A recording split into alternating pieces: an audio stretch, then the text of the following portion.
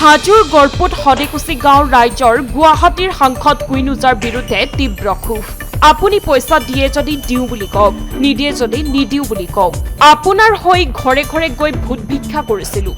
আপুনি আমাৰ মন্দিৰৰ অনুদান দিম বুলিও নিদিলে। যিটো সময়ত দেশৰ প্ৰধানমন্ত্ৰী ৰাজ্যৰ মুখ্যমন্ত্ৰীগৰাকীয়ে মন্দিৰ, নামঘৰ, সত্ৰ আদি উন্নতিকৰণত গুৰুত্ব প্ৰদান কৰিছে, তেনে সময়তে গুৱাহাটীৰ সাংসদ কুইন ওজাৰ বিৰুদ্ধে ঠগ প্ৰবঞ্চনাৰ গুৰুতৰ অভিযোগ উত্থাপন এখন গাঁৱৰ ৰাইজৰ। সাংসদ কুইন ওজাই দিম বুলি আমাক ক'ব নালাগিছিল যদি তেখেতে দিব নোৱাৰে। আজিলৈকে নিৰ্মাণ নহল গড়পুত হদেকুচি জগতযাত্ৰী মন্দিৰৰ কাম, নাপালে সাংসদ পুঁজিৰ ধন। এই কথা আমাৰ নহয়, এই কথা হাজোৰ গড়পুত হদেকুচি ৰাইজৰ। হাজোৰ গড়পুত হদেকুচি গাঁৱৰ ৰাইজৰ গুৱাহাটীৰ সাংসদ কুইন ওজাৰ বিৰুদ্ধে তীব্ৰ ক্ষোভ। 2022 বৰ্ষৰ আমাৰ যি জগতধাত্ৰী পূজা আছিল, গড়পুত হদেকুচি সাৰ্বজনীন শ্ৰী শ্ৰী জগতধাত্ৰী পূজা, ঐতিহ্যমণ্ডিত আমাৰ এই জগতধাত্ৰী পূজা। এই জগতধাত্ৰী পূজাৰ যিটো এটা মাদকতা, সৌন্দৰ্যতা অক্ষুণ্ণ ৰাখি আমাৰ স্বয়ং আমাৰ সাংসদ কুইন ওজা বাইদেউ আহি, গুৱাহাটী সমষ্টিৰ লোকসভা সমষ্টিৰ সাংসদ কুইন ওজা বাইদেউ আহি উপস্থিত হৈছেহি। বিশেষ অনুনয় বিনয় কৰাৰ পিছতহে তেখেত আহিল। ইলেকশ্যনৰ পিছত আহি আমাৰ ৰাইজৰ মাজত যোৱা 22 বৰ্ষৰ আপোনাৰ 2/11/2022 ইংৰাজী তাৰিখ বুধবাৰে তেখেতে দুপৰীয়াৰ ভাগত আহি আমাৰ মাজত উপস্থিত হ'ল।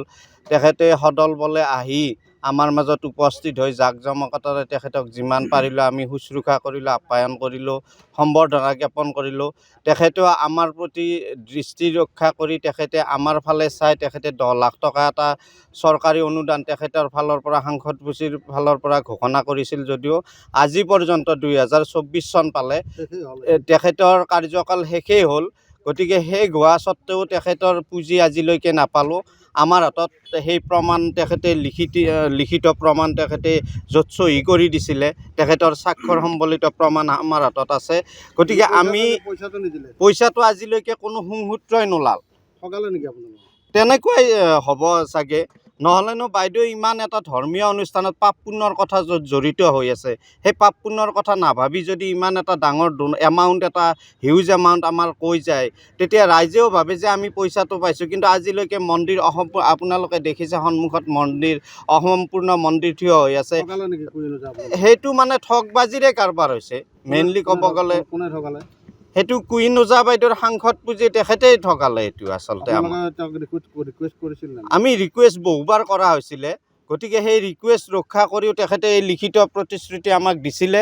তথাপিতো এই লিখিত প্ৰতিশ্ৰুতি মৰ্মে আজিলৈকে ইয়াত আমাৰ আজিলৈকে কোনো তেওঁৰ প্ৰতিনিধি উপস্থিত নহ'ল।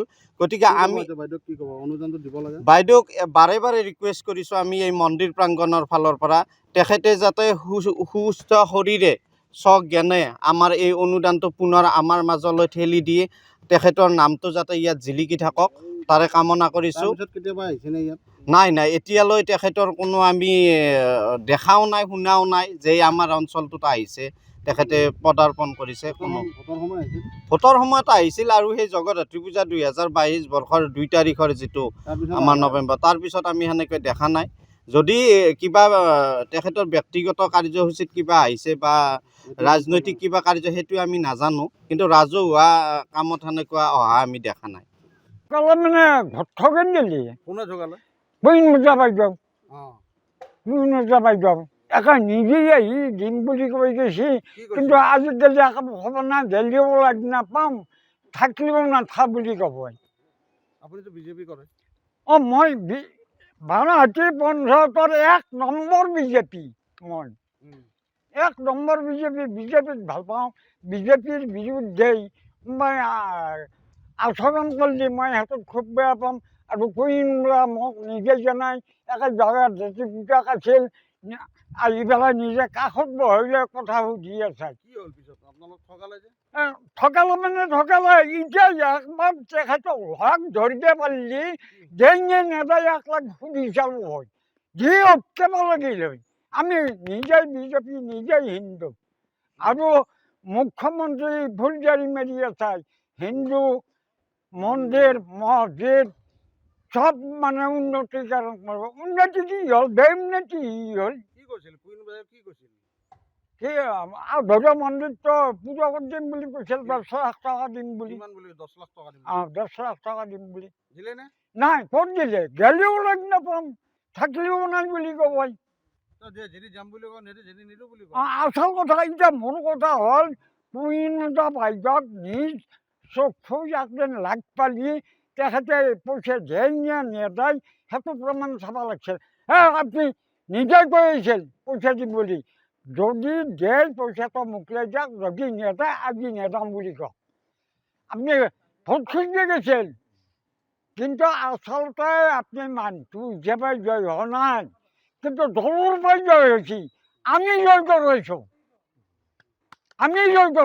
দুখো লাগে কেতিয়াবা না এনেকে দিম বুলি কৈ নিদিলে এই বয়সতো এতিয়া আপনার হয় ভোট খুঁজি লৈছোঁ অঞ্চলায় বুঝি পাইছি না এতিয়া সেই মানুহ সেই ৰাইজ আজি প্ৰবন্ধিত করলাক না আপনি ঠকালানি বেয়া লাগে না খুড়া ভয়া লাগে মানে বয়ারও হিমে নাই আর এনা সাংসদ লাগে না আপনার মতে আপনি তো বিজেপি কর্মী তুমি এতিয়া মই এত আশে আশাৰ কথা ক'ব তেওঁ নিজৰ যোগ্যতা অনুসৰণে জয় হোৱা নাই আমি ৰাইজৰ পৰাই আৰু বিজেপি দলাই বহু ত্যাগ কৰিছোঁ বহু যত্ন কৰিছোঁ পৰিশ্ৰম কৰিছোঁ পৰাই শুনি এতিয়া এমপি হ'ব পাৰিছে নিজেই চৰকাৰ আমি নিজেই বিজেপি হৈ পেলাই আজি আমাৰ গড়পুৰ গাঁৱত 2022 বৰ্ষত কুইনজা বাইদেউ আহি আমাৰ ইয়াতে 10 লাখ টকা ঘোষণা কৰিছিল ভাবিছিলোঁ আমি যে 10 লাখ টকা পালে আমি মন্দিৰটো উলিয়াব পাৰিম বৰ ভাল লাগিব আৰু তেখেতৰো সুনাম থাকিব আৰু আমাৰো পাৰ্টিৰ এটা সুনাম গঢ়ি উঠিব তেখেতে আজিলৈকে তেখেতক কোনো সুমূৰ্ত পোৱা নাই টকা পইচা দিব বুলি কোনো এটা মুখেৰে ওলোৱা নাই ইয়াত মুখেৰে কৈ গৈছিল কিন্তু এতিয়া লিখিও দিছিল কিন্তু দিম বুলি এতিয়ালৈকে তেখেতে একো কোৱা নাই আৰু আজিলৈকে খবৰ লোৱা নাই যে গড়পুত গাঁৱৰ জগদ্ধাত্ৰী পূজা মন্দিৰটোৰ বিলৈটো কি হ'ল কেনেকুৱা অৱস্থা হ'ল তেখেতে চাব অহা নাই বিজেপি চৰকাৰে হিন্দু মন্দিৰৰ কথা কিন্তু বিজেপি চৰকাৰে আমাৰ হিন্দু মন্দিৰৰ কথা কয় আমি নিজে হিন্দু গতিকে হিন্দু মন্দিৰৰ কথা কৈ পেলাই আমাৰ হিন্দু হৈ পেলাই কুইনজা বাইদেউ আচলতে আমাক এনেকৈ অলপ ঠগাব নালাগিছিল আমি ইয়াত ঠগোৱা বুলি ধৰি ল'ব লাগিব যিহেতু ইমান দিন হৈ গ'ল ইমান দিনৰ পিছতো আজিলৈকে একো কোনো ধৰণৰ তেখেতৰ ভাল মন্তব্য শুনা নাই যে পইচাটোত আমি 10 লাখ টকাৰ অনুদানটো আগবঢ়াম বুলিও কোৱা নাই আমি তেখেতক ঠগালে আৰু আমি বহুতবাৰ তেখেতক অনুনয় বিনয় কৰিছোঁ ৰিটাৰ্ণ দিছোঁ লিখিত আবেদন কৰিছোঁ গেটত যাই ৰখি থাকোঁ লগ ধৰিবলৈ কেতিয়াবা থাকিলেও নাই বুলি কয় আমি ফিৰি আহোঁ গতিকে বাইদেউক এতিয়াও কাটৰ অনুৰোধ কৰিছোঁ তেখেতে এই মন্দিৰটোৰ পইচাখিনি এই 10 লাখ টকাটো আগবঢ়াই আমাক দি আমাক যেন উপকৃত কৰে মন্দিৰটো যাতে ভালকৈ উলিয়াব পাৰোঁ আধৰুৱা মন্দিৰত আমি পূজা কৰি থাকিব লগা হৈছে আচলতে মন্দিৰটো দেখিলে বাইদেউলৈ তাৰমানে মনত পৰে বাইদেউ কিয় এইটো কৰিলে কিয় আমাক তাৰমানে এনেকুৱা বিপদত পেলালে আমি হয়তো বেলেগক কাৰোবাক কৈ হ'লেও আমি অনুদান কিবা এটা আনিব পাৰিলোঁ হয় তেখেতে নক'লে তেখেতে কোৱাৰ পিছতো আজিলৈকে কোনো ধৰণৰ খবৰ আৰু তাৰ ঘোষণা কৰাৰ পিছত আমাৰ ইয়াতে গড়পুৰ গাঁৱৰ জগদ্ধাত্ৰী পূজা মন্দিৰত আমি কোনোদিন দেখা নাই এতিয়ালৈকে বেলেগ কামত দেখা নাই আমাৰ ইয়াতে সাংসদ পুঁজিৰ বুলিলে পৈলেনি এই সদৈগুচি গড়পুতত এইটোৱে দিছিল কিন্তু এইটো ভেকবান হৈ থাকিল ৰামঠাকুন দিলে এইটো গতিকে বাইদেউক এই আমাক কুইনজা বাইদেউ সাংসদ তেখেতক এতিয়াও আমি কাটৰ অনুৰোধ কৰিছোঁ ৰিকুৱেষ্ট কৰিছোঁ অনুদানটো তেখেতে দিলে আমি নথৈ আনন্দিত হওঁ হাজোৰ পৰা প্ৰাঞ্জল কলিতাৰ প্ৰতিবেদন সংবাদ লহৰ।